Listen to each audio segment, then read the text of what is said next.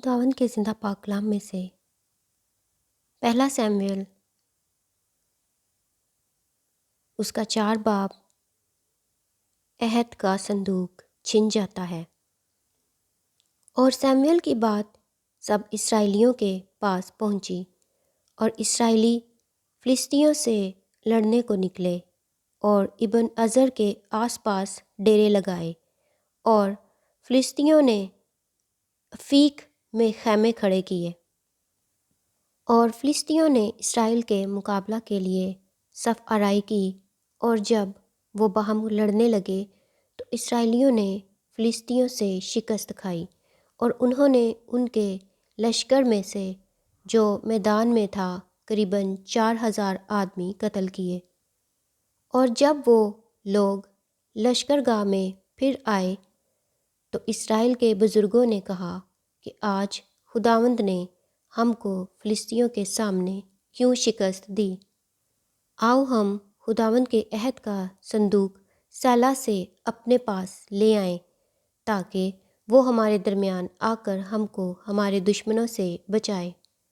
सो उन्होंने सैला में लोग भेजे और वो करूबियों के ऊपर बैठने वाले रब्बुल फ़वाज के अहद के संदूक को वहाँ से ले आए। और एली के दोनों बेटे हुफनी और फिनिहास खुदा के अहद के संदूक के साथ वहाँ हाजिर थे। और जब खुदावंद के अहद का संदूक लश्करगाह में आ पहुँचा तो सब इसराइली ऐसे ज़ोर से ललकारने लगे कि ज़मीन गूंज उठी। और फिलिस्तियों ने जो ललकारने की आवाज़ सुनी तो वो कहने लगे कि इन इब्रानियों की लश्करगाह में इस बड़ी ललकार के शोर के क्या मानी है। फिर उनको मालूम हुआ कि खुदावंद का संदूक लश्करगाह में आया है। सो फिलिस्ती डर गए क्योंकि वो कहने लगे कि खुदा लश्करगाह में आया है। और उन्होंने कहा कि हम पर वावेला है, इसलिए कि इससे पहले ऐसा कभी नहीं हुआ, हम पर वावेला है। ऐसे ज़बरदस्त देवताओं के हाथ से हमको कौन बचाएगा। ये वही देवता हैं जिन्होंने मिस्रियों को बियाबान में हर किस्म की बला से मारा। ए फिलिस्तियों, तुम मजबूत हो और मर्दानगी करो ताकि तुम इब्रानियों के ग़ुलाम ना बनो जैसे वो तुम्हारे बने, बल्कि मर्दानगी करो और लड़ो। और फिलिस्ती लड़े और बनी इसराइल ने शिकस्त खाई और हर एक अपने डेरे को भागा। और वहाँ निहायत बड़ी खूनरेज़ी हुई क्योंकि 30,000 इसराइली प्यादे वहाँ खेत आए और खुदा का संदूक छिन गया और एली के दोनों बेटे हुफनी और फिनहास मारे गए। एली की वफ़ात। और बिन्यामीन का एक आदमी लश्करगाह में से दौड़कर अपने कपड़े फाड़े और सर पर खाक डाले हुए उसी रोज़ सैला में पहुंचा।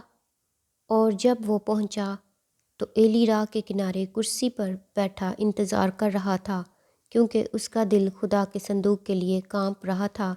और जब उस शख्स ने शहर में आकर माजरा सुनाया तो सारा शहर चिल्ला उठा। और एली ने चिल्लाने की आवाज़ सुनकर कहा, इस हुल्लड़ की आवाज़ के क्या मानी है।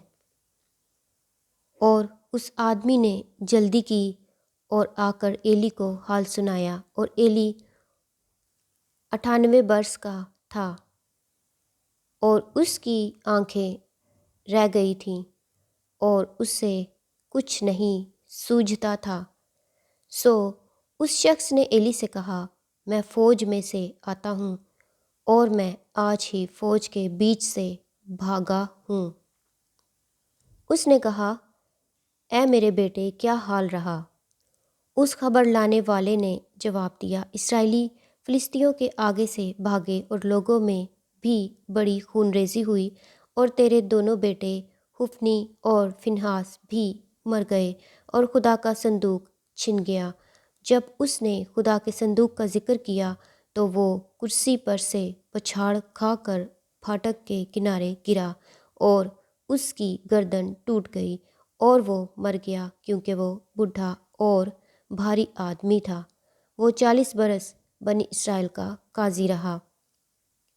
فنہاس کی بیوہ کی وفات اور اس کی بہو فنہاس کی بیوی حمل سے تھی اور اس کے جننے کا وقت نزدیک تھا، اور جب اس نے یہ خبریں سنی کہ خدا کا صندوق چھن گیا اور اس کا خسر اور خاوند مر گئے تو وہ جھک کر جنی، کیونکہ درد ذہ اس کے لگ گیا تھا۔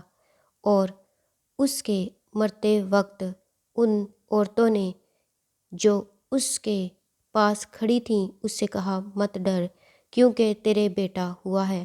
پر اس نے نہ جواب دیا اور نہ کچھ توجہ کی، اور اس نے اس لڑکے کا نام یکبود رکھا اور کہنے لگی کہ حشمت اسرائیل سے جاتی رہی، اس لیے کہ خدا کا صندوق چھن گیا تھا اور اس کا خسر اور خاوند جاتے رہے تھے۔ سو اس نے کہا کہ حشمت اسرائیل سے جاتی رہی، کیونکہ خدا کا صندوق چھن گیا ہے۔